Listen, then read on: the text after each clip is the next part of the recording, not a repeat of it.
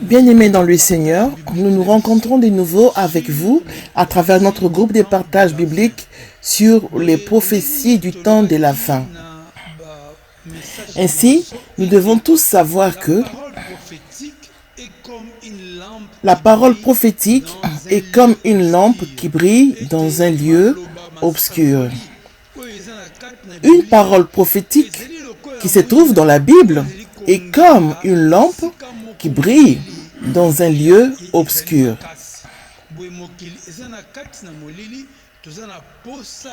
Le monde étant plongé dans les ténèbres, nous avons besoin que les paroles prophétiques puissent éclairer notre chemin et notre vie afin que nous puissions voir clairement où est-ce que nous nous dirigeons. C'est ainsi qu'il faudra que tout un chacun puisse savoir que dans ce monde, il n'y a pas que de bonnes Bibles. Il y a aussi de mauvaises Bibles. Alors, si vous détenez une mauvaise Bible, vous risquez de vous retrouver éloigné du vrai chemin dans lequel Dieu veut vous conduire pour votre entrée dans le royaume des cieux. Et cette mauvaise Bible, il est difficile de la refuser ou de s'en séparer à cause de la séduction qui se trouve dans cette Bible. C'est ainsi qu'ici vous observez une main tenant une pomme et un serpent juste à côté pour illustrer ce qu'il s'était passé dans le jardin d'Éden avec Adam qui mangea le fruit défendu. C'était le serpent qui était venu le séduire, soit le tromper. La séduction est toujours une chose qui attire. Ceci se trouve dans le livre de Genèse chapitre 3 du verset 1 à 5. Or, cette chose attirante n'est qu'une séduction qui vient du diable pour te faire rater le royaume des cieux. Lorsque Ève mangea le fruit défendu et en donna à son époux, et que les deux eurent mangé, que se passa-t-il pour eux par la suite? Vous voyez dans l'image qui se trouve à droite, Dieu les avait chassés et ils étaient privés du jardin d'Éden. Aussi, lorsque le Seigneur Jésus-Christ était venu sur la terre, avant d'entrer en profondeur de son œuvre, selon Luc, chapitre 4, verset 1 à 13, il partit dans le désert pour aller jeûner. Les écrits bibliques disent que l'Esprit Saint l'avait conduit là-bas afin qu'il soit tenté par le diable. Et lorsque Satan était venu tenter le Seigneur Jésus-Christ, il avait fait usage seulement de la parole. Mais quelle parole? Une parole remplie de séduction afin de faire tomber le Seigneur Jésus-Christ. Mais le Seigneur Jésus-Christ avait vaincu cette séduction. Et de nos jours, Satan agit de la même façon envers les enfants de Dieu. Il a mis à la disposition des serviteurs de Dieu une Bible qui contient une séduction en elle. Et cela entraîne la chute de beaucoup de gens. La plupart des serviteurs de Dieu utilisent cette Bible, car dans cette Bible, ils y trouvent des explications toutes faites qui les guident dans leur prédication. Ainsi, ces serviteurs sont comme des aveugles. Et Satan est en train de les emmener dans un trou béant. Tout cela arrive à cause du fait qu'ils ne se laissent plus conduire par les révélations du Saint-Esprit. Mais ils prêchent la parole en suivant plutôt les explications qui sont données dans les commentaires de cette Bible. Ils font avec ces commentaires l'eschatologie qui relate les événements qui devront avoir lieu avant l'enlèvement et ce qui suivra par la suite. Or, les commentaires qui sont donnés sur ces sujets dans cette Bible sont contraires à ce qui est écrit réellement. Mais pourquoi certains hommes de Dieu préfèrent-ils cette Bible? C'est tout simplement parce qu'ils sont séduits par ce que son auteur a mis dans cette Bible. L'auteur de cette Bible s'appelle Scofield. C'est lui que vous voyez là en image sur vos écrans. Il s'appelle Cyrus Ingerson Scofield. Il a donc écrit la Bible intitulée La Sainte Bible avec les commentaires de Scofield et guide d'études bibliques. Bien-aimés dans le Seigneur, cette Bible passe pour être du Louis II, mais en réalité, Scofield avait pris juste comme modèle la version Louis II originale, appelée à ses jours Ésaïe 55. C'est cela qui contient le véritable original de Louis II. M. Scofield avait donc pris la version originale de Louis II et s'est permis de changer certaines choses dedans. C'est pour cela que nous avons écrit ceci. La Sainte Bible Louis II Scofield est différente de la version originale de Louis II.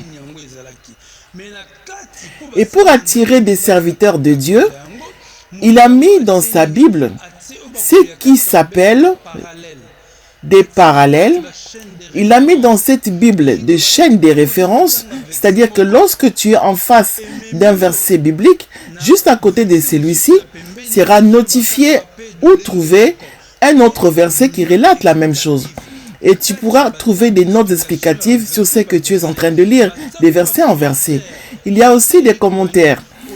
Exemple, lorsque vous lisez un verset sur l'enlèvement dans cette Bible, la compréhension de cela vous sera fournie par les commentaires de Scofield qui va vous orienter selon son interprétation personnelle et non selon ce qui est écrit. Et c'est cela qui attire les hommes de Dieu qui reprennent mot pour mot les explications de Scofield lorsqu'ils enseignent dans leurs églises.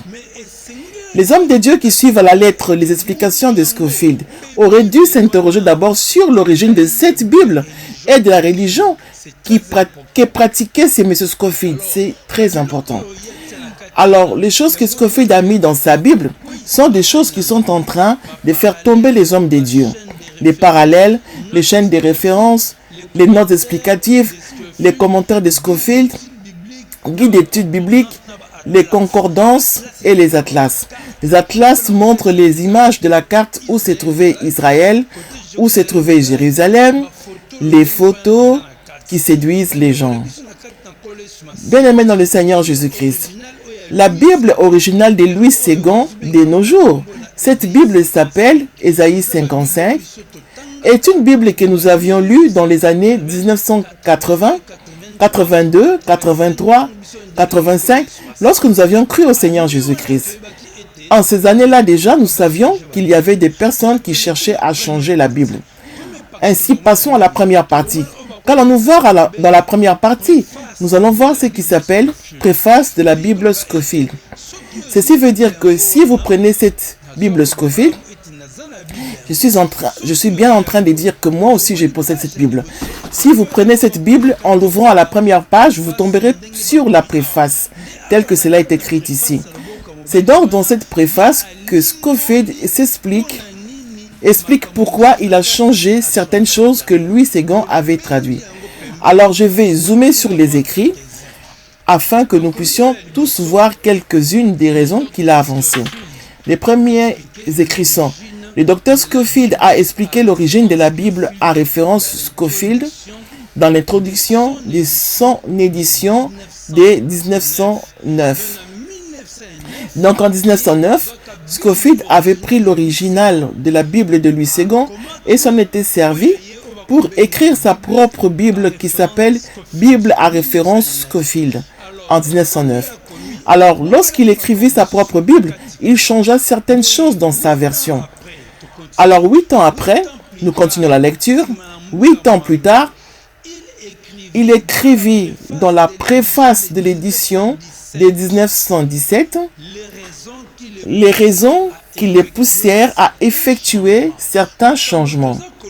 Les choses que nous sommes en train de dire ne sont pas des choses que nous aurions inventées. Non, ce sont réellement des choses qui sont écrites dans leur Bible.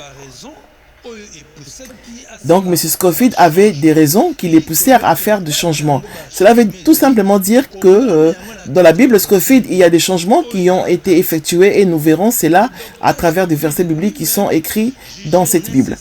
Le docteur Scofield lui-même jugeait nécessaire, après quelques années d'expérience, d'ajouter ici et là des informations susceptibles d'aider les lecteurs.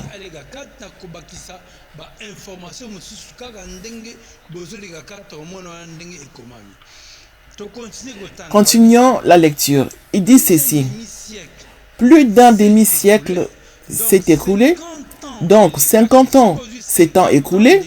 Si vous prenez 50 ans, demi-siècle, qui est 50 ans, en y ajoutant 1917, vous arriverez à l'année 1967. La Bible que j'ai de Scofield date de cette année-là. Regardez ce qui est écrit dedans. Préface de l'édition américaine de 1967. C'est donc cette Bible qui se retrouve entre les mains de beaucoup de serviteurs de Dieu, tout comme moi aussi je l'ai. Donc plus d'un siècle s'est écoulé depuis la première édition de cette Bible à référence. Comme il fut nécessaire de retoucher l'ouvrage après sa première sortie de presse. Donc l'équipe de Scofield a jugé bon de retoucher, d'arranger à leur sauce les écrits d'avant. Une nouvelle révision était devenue indispensable. Ils ont donc jugé bon de modifier encore certaines choses dans cette Bible. La Bible n'a pas changé. Ils disent que la Bible n'a pas changé, mais c'est du pur mensonge, car ils ont réellement changé certains versets dans leur Bible. La suite dit ceci. Mais une connaissance plus approfondie des textes, les découvertes archéologiques et l'accomplissement de certaines prophéties bibliques sur le plan mondial ont jeté de nouvelles lumières sur les Écritures. Ils ont donc donné toutes ces raisons pour expliquer pourquoi ils ont été obligés de modifier certains versets bibliques. Nos bien-aimés, ici, il y a une chose étonnante. Regardez, bien-aimés dans le Seigneur Jésus-Christ, là où j'ai mis entre parenthèses et qui clignote. Quand ils donc écrit, ils ont dit ceci. Chaque décision concernant des modifications, des suppressions ou des adjonctions, cela veut dire que chaque décision qu'ils ont prise pour supprimer, modifier ou pour ajouter des choses dans la Bible Scofield, eux-mêmes sont en train ici d'avouer qu'ils ont supprimé, ajouté et modifié la Bible. Fut prise avec l'approbation de la majorité des membres du comité et après mûre réflexion. Cela signifie que beaucoup de personnes s'étaient assemblées et ont pris ensemble des décisions pour modifier, supprimer et rajouter des versets bibliques. Mais pour qui ces gens se prennent-ils?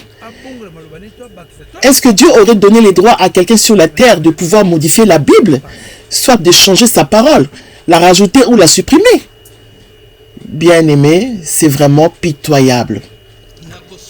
Je vais sauter d'autres choses car nous courons après les temps. Je vais aller un peu vers la fin où ils ont écrit ceci. Les Écritures constituent en elles-mêmes les critères de la vérité. Là, ils ont bien dit. Ça laisse donc à supposer qu'ils étaient donc basés vraiment sur ce qui est écrit dans la Bible. Les membres des comités en étaient convaincus. Il s'agit donc de ceux qui avaient décidé de modifier cette Bible en 1967. Et c'est sur cette base qu'ils entreprirent leur tâche.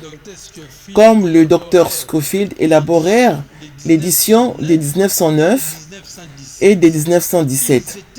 Ils étaient conscients que leur œuvre ne serait pas définitive. Ils savaient donc que dans les prochains jours, ils allaient encore devoir changer la Bible. Cela veut dire qu'après avoir changé ou modifié déjà la Bible en 1967, 8 ans encore après cela, donc en 1975, ils avaient changé à nouveau encore cette Bible. Puis à nouveau 4 ans plus tard, c'est-à-dire en 1979, ils avaient encore modifié des versets dans cette fameuse Bible Scofield. Bien-aimés, voyons maintenant là où se trouve la gravité du problème des personnes qui rédigent cette Bible. Ils disent ceci.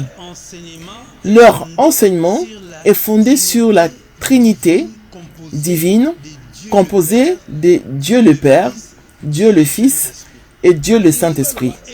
Ils sont donc en train de dire que leur enseignement trouve ses racines sur la Trinité. Et cela veut dire que ces personnes sont celles qui croient à l'existence des trois dieux. Dieu le Père, Dieu le Fils et Dieu le Saint-Esprit. Pourtant, la réalité biblique n'est pas celle-là. Il n'y a pas trois dieux dans le christianisme. Il n'y a qu'un seul Dieu. Et dans ce seul Dieu, le Père existe, le Fils existe et le Saint-Esprit aussi existe.